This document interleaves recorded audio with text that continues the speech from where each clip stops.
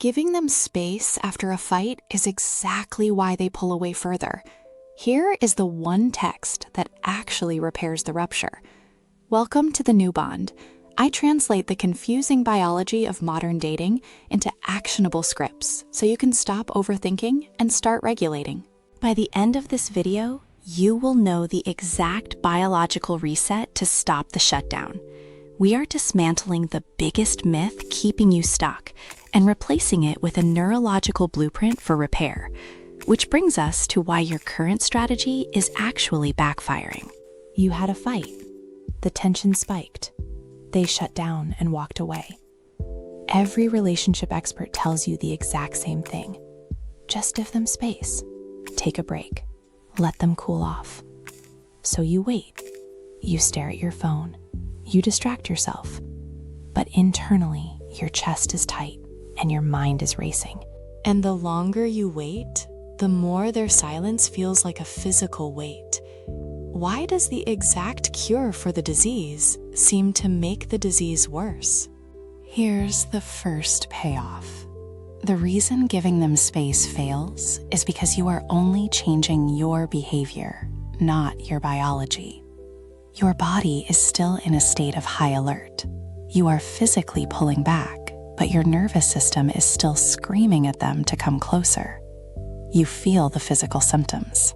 Your throat tightens, your heart rate elevates, your brain starts writing a catastrophe script. And humans are incredibly perceptive to biological signals. They do not just read your texts, they feel your nervous system. This brings us to the real villain of this dynamic. It is not just therapy speak anymore. The true villain is the let's take a break myth. This myth assumes that their avoidance is a logical, conscious choice. It assumes that if you just back off, they will logically realize what they are missing and return. But that is not what they found in attachment neurobiology. Avoidance is not a logical choice. It is a biological reflex. When an avoidant partner feels engulfed, their amygdala hijacks their brain. Their nervous system registers intimacy as a threat to their autonomy. The part of their brain responsible for empathy and connection goes completely offline. So when you take a break while secretly panicking, you are essentially trying to put out a fire with gasoline. You are projecting anxious energy into the space you just created. They feel that residual anxiety, and their nervous system says, "See, I knew I needed more space." Here is where it gets intense. You are caught in a neurological co-regulation failure. In a secure relationship, partners regulate each other's nervous systems. When one is stressed, the other calms them down. But in the anxious-avoidant trap, you are dysregulating each other. Their withdrawal spikes your cortisol. Your anxious pursuit spikes their adrenaline. Think of your nervous systems like two tuning forks. When one is vibrating at a frequency of panic, the other one physically cannot resonate at a frequency of calm. They are biologically incompatible in that moment. It is a closed loop of biological panic. If you want to break this, you have to stop trying to fix the relationship and start fixing your nervous system. Save this video for later because the exact protocol I am about to share is dense, and you will need to reference it the next time you feel the urge to send a paragraph apology. So, how do you actually break the loop? You do not use words to explain your feelings. You use a biological override. You need to send a text, but not an apology. An apology triggers their defense mechanisms. It sounds like a demand for reassurance. It forces them to manage your emotions when their own brain is offline. You need to send a neurological reset signal, a signal that bypasses the amygdala and speaks directly to their ventral vagal state. But there is a massive mistake most people make when they try to send this text, a mistake that instantly re-triggers the avoidant shutdown. And that mistake is hiding in the very first word you type. That mistake is hiding in the very first word you type. The word is I, or worse, the word sorry. When you start a text with "I am sorry" or "I feel," you are instantly centering your own anxiety. You are forcing their depleted nervous system to manage your emotions. Their amygdala reads that text and sees a demand. It sees an obligation. And an avoidant brain under stress will do everything in its power to avoid obligation. You do not apologize. You do not explain. You send a biological reset signal. You send the somatic anchor text.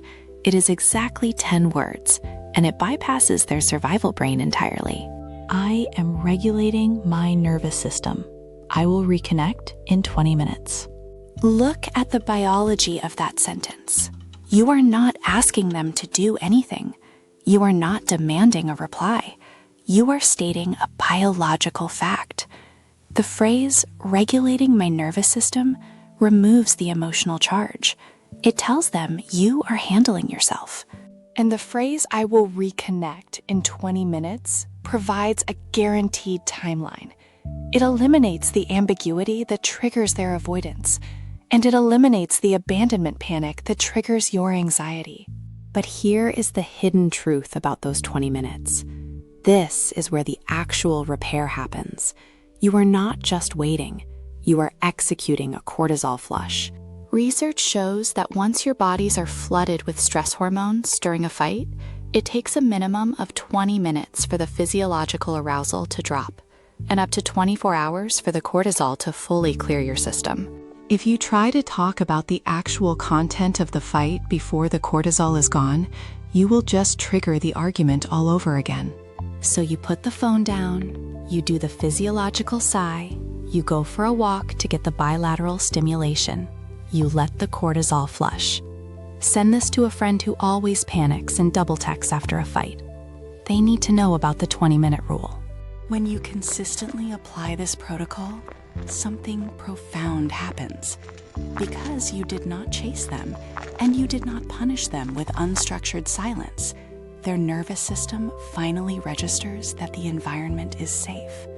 The avoidant partner stops running. They step out of the cave. But here is the final test, the penultimate twist of this entire protocol. When they come back, they are not going to offer a deep, tearful apology. They are going to walk in and act like nothing happened. They might make a joke. They might ask what is for dinner.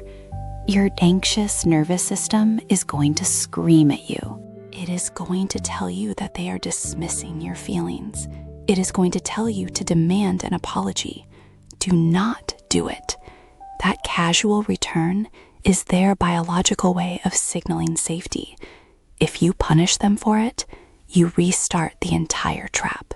You accept the peace. You match their calm. That is how you break the cycle. We started this video by looking at why giving them space was destroying your relationship. Now you have the exact biological reset. You know that unstructured breaks trigger abandonment panic. You know that apologizing triggers their defense mechanisms. And you have the exact 10-word somatic anchor text to signal safety without demanding emotional labor. You do not need to fix the relationship in the heat of the moment.